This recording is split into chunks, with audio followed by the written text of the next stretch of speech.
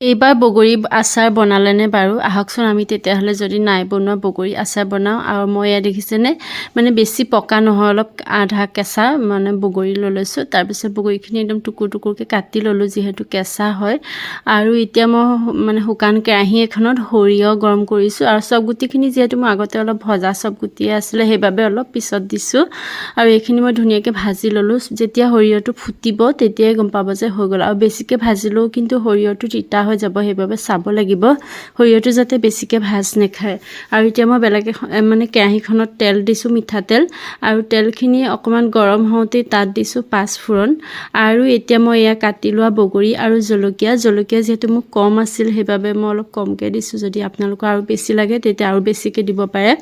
একেলগতে মই বগৰী আৰু জলকীয়াখিনি সেই তেলতে দি দিলোঁ। তাৰপিছত সোৱাদ অনুসৰি মানে জোখমতে নিমখ আৰু হালধি দিছোঁ, দি পেলাই অলপ এইখিনি লৰাই দিলোঁ ভালদৰে।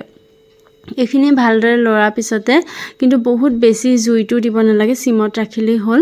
আৰু বহুত সময় ভাজিবও নালাগে। এইখিনি পাছতে অলপ লৰাৰ পিছতে মই দিছোঁ ইয়াত 2 চামুচমান জোখৰ জিৰা গুড়ি আৰু ধনিয়া গুড়ি। এইখিনি দিয়াৰ পিছত আকৌ দিছোঁ দেখিবলৈ ভাল হ'বৰ কাৰণে অকণমান মানে জলকীয়া গুড়ি, দেখিবলৈ অলপ ভাল লাগিব আৰু জলকীয়া গুড়িটো দিলে। আৰু সেয়া এতিয়া ভালদৰে গোটেই মিশ্ৰণখিনি ভালদৰে মিলাই ল'লোঁ।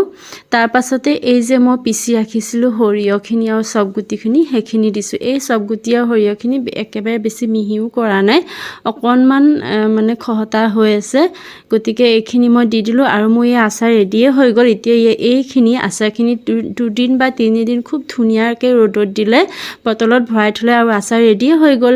এতিয়া মই গেছটো অফ কৰি দিলোঁ। এতিয়া মই এইখিনি ঠাণ্ডা হ'বলৈ কাঢ়ি পেলাই ৰ'দত দি দিম।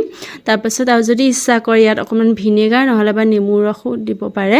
মই অৱশ্যে দিয়া নাই বাৰু, এইখিনি মই আচাৰত ইমান এয়া ব্যৱহাৰ নকৰোঁ তেনেকৈ। এনেকৈয়ে ধুনীয়া হৈ থাকে, ভালকৈ ৰ'দ পালে আচাৰ বহুত দিন যায়।